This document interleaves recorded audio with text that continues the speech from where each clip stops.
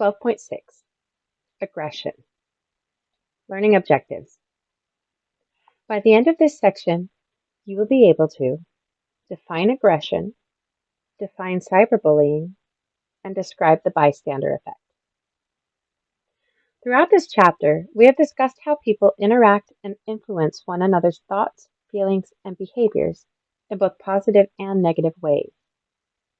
People can work together to achieve great things, such as helping each other in emergencies. Recall the heroism displayed during the 9/11 terrorist attacks. People also can do great harm to one another, such as conforming to group norms that are immoral and obeying authority to the point of murder. Consider the mass conformity of Nazis during World War II. In this section, we will discuss a negative side of human behavior: aggression. Aggression. Humans engage in aggression when they seek to cause harm or pain to another person. Aggression takes two forms depending on one's motives: hostile or instrumental. Hostile aggression is motivated by feelings of anger with intent to cause pain. A fight in a bar with a stranger is an example of hostile aggression.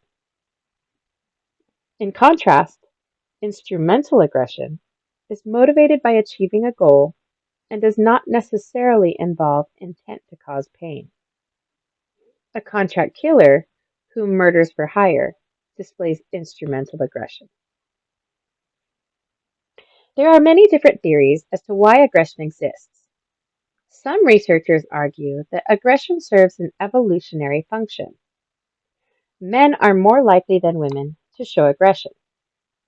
From the perspective of evolutionary psychology, human male aggression, like that in non-human primates, likely serves to display dominance over other males, both to protect a mate and to perpetuate the male's genes. Sexual jealousy is part of male aggression. Males endeavor to make sure their mates are not copulating with other males, thus ensuring their own paternity of the female's offspring. Although aggression provides an obvious evolutionary advantage for men, women also engage in aggression. Women typically display instrumental forms of aggression, with their aggression serving as a means to an end. For example, women may express their aggression covertly, for example, by communication that impairs the social standing of another person. Another theory that explains one of the functions of human aggression is frustration aggression theory. This theory states that when humans are prevented from achieving an important goal, they become frustrated and aggressive. Figure 12.25. Human males and non-human male primates endeavor to gain and display dominance over other males, as demonstrated in the behavior of these monkeys. Bullying. A modern form of aggression is bullying. As you learn in your study of child development, socializing and playing with other children is beneficial for children's psychological development.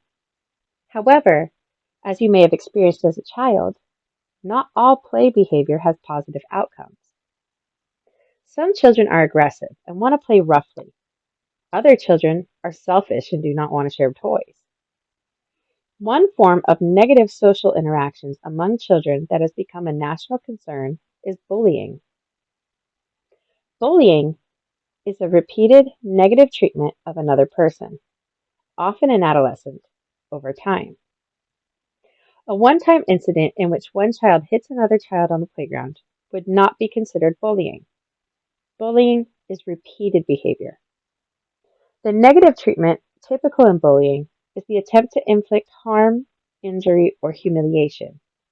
And bullying can include physical or verbal attacks. However, bullying doesn't have to be physical or verbal. It can be psychological. Research finds gender differences in how girls and boys bully others. Boys tend to engage in direct, physical aggression, such as physically harming others. Girls tend to engage in indirect, social forms of aggression, such as spreading rumors, ignoring, or socially isolating others. Based on what you've learned about child development and social roles, why do you think boys and girls display different types of bullying behavior? Bullying involves three parties: the bully, the victim, and witnesses or bystanders. The act of bullying involves an imbalance of power, with the bully holding more power, physically, emotionally, and or socially over the victim. The experience of bullying can be positive for the bully, who may enjoy a boost to self-esteem. However, there are several negative consequences of bullying for the victim and also for the bystanders. How do you think bullying negatively impacts adolescents? Being the victim of bullying is associated with decreased mental health, including experiencing anxiety and depression. Victims of bullying may underperform in schoolwork. Bullying also can result in the victim committing suicide. How might bullying negatively affect witnesses? Although there is not one single personality profile for who becomes a bully and who becomes a victim of bullying, researchers have identified some patterns in children who are at a greater risk of being bullied. Children who are emotionally reactive are at a greater risk for being bullied. Bullies may be attracted to children who get upset easily because the bully can quickly get an emotional reaction from them. Children who are different from others are likely to be targeted for bullying. Children who are overweight, cognitively impaired, or racially or ethnically different from their peer group may be at higher risk. Gay, lesbian, bisexual, and transgender teens are at very high risk of being bullied and hurt due to their sexual orientation. Cyberbullying. With the rapid growth of technology and widely available mobile technology and social networking media, a new form of bullying has emerged: cyberbullying.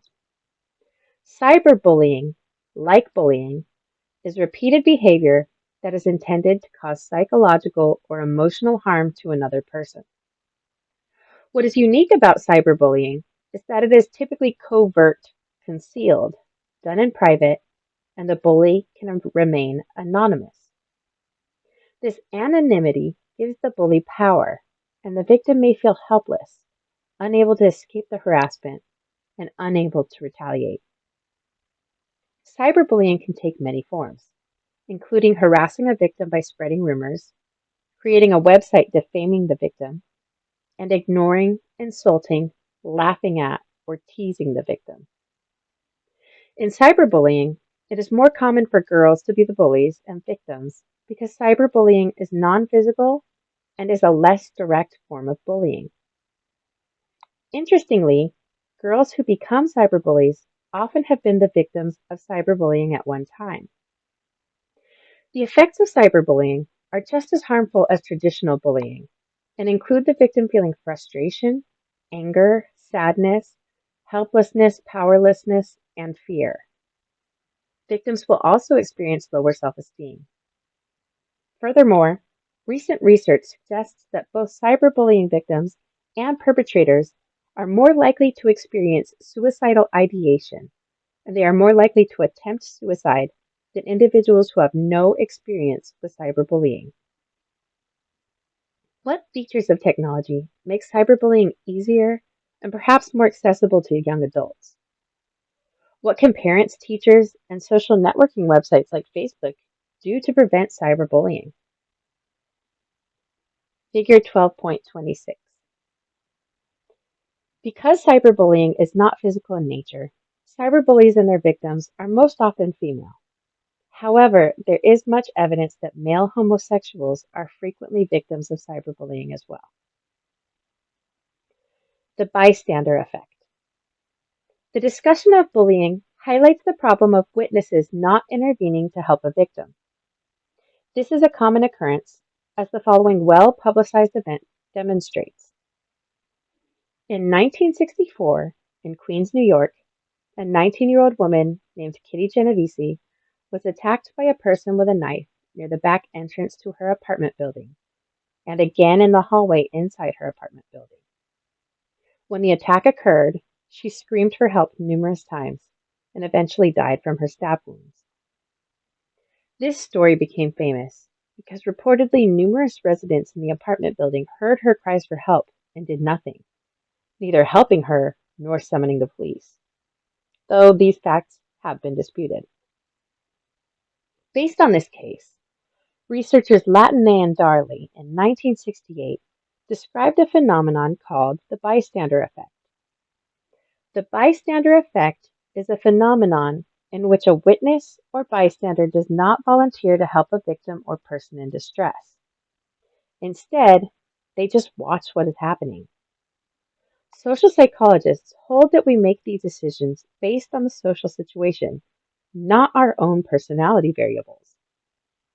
Why do you think the bystanders didn't help Genovese? What are the benefits to helping her? What are the risks? It is very likely you listed more costs than benefits to helping. In this situation, bystanders likely feared for their own lives. If they went to her aid, the attacker might harm them.